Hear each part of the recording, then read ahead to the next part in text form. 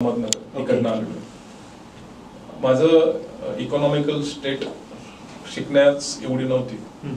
मी माझे वडील truck driver होते, आई दुसऱ्याच्या शेतात काम करत होते. आणि त्यावेळेस म्हणजे तेव्हा 1999ची गोष्ट, त्यावेळेस इंजिनियर आणि डॉक्टर हे दोनच कन्सेप्ट होते. बरोबर. वडील म्हणायचे एक इंजिनियर करायचा, एक डॉक्टर करायचा. अच्छा. आणि त्यावेळेस मला इंजिनिअरिंग सगळ्यात सोपं वाटलं. ऍडमिशन घेतलं आणि इंजिनिअरिंग घराजवळच होतं. कुठल्या कॉलेजला होतात सर? मी प्रवरा रुरल इंजिनिअरिंग कॉलेजला माझं इंजिनिअरिंग झालं लोणीला. सगळ्यात महत्वाची गोष्ट म्हणजे इंजिनिअरिंग मध्ये घराजवळ असल्यामुळं एक वडिलांचा टच होता. मी बऱ्याच वेळेस पालकांना सांगतो माझी ही गोष्ट की माझे वडील एक 15 दिवस किंवा 1 महिना ह्या ड्युरेशननी कॉलेजमध्ये येऊन सर्व शिक्षकांना भेटून जायचे. वडील ट्रक ड्रायव्हर होते. ट्रक ड्रायव्हर आणि श्रीराम, आता तुमचं ममदापूर म्हणजे श्रीरामपूर जवळ आहे, छोटं गाव. आणि तिथून लोणीला येणं चेक करणं सोपी गोष्ट नाही. त्या काळात ते भेट घेऊन जायचे. तर मग कधी कपड्यांना ग्रीसला गेला असायचं.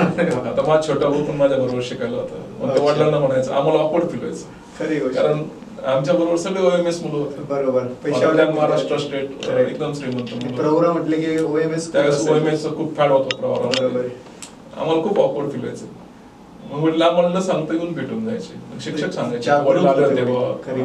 तर मी ही गोष्ट मी बऱ्याच वेळेस पालकांना सांगत असतो की तुम्ही सुद्धा ही गोष्ट तुमच्यामध्ये ठेवा.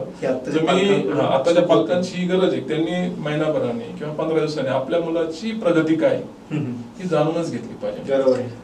का तर मग मुलावरती एक इनडायरेक्ट बाइंडिंग असतं की आपल्याला कोणतरी बघतंय. बरोबर. कोणतरी आपल्याला चेक करतं, कोणाच तरी धाक आहे. आणि मग त्याचा इम्पॅक्ट आपल्याला एज्युकेशन मध्ये दिसायला लागतो. बरोबर. मुलगा बरोबर त्याला हे करायला लागतो. तर मी अशा बॅकग्राऊंड मध्ये आलो. नंतर मी इंडस्ट्रीत होतो. अच्छा. काही फॅमिली प्रॉब्लेम मुळे मी टीचिंग मध्ये आलो. ओके. आणि टीचिंगचा सगळ्यात तिरस्कार केलेला व्यक्ती मी होतो. काही करेल तर टीचर होणार नाही. प्रिन्सिपल झाले.